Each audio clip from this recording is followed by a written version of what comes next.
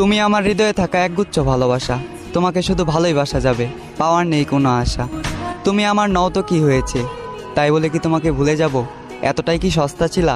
হতে পারে আমি তোমার কাছে সস্তা ছিলাম, তবে তুমি আমার কাছে আমার পুরো দুনিয়া ছিলা। কি ভাবছ এ বোকা মানুষকে ধোকা দিয়ে জিতে গেছ?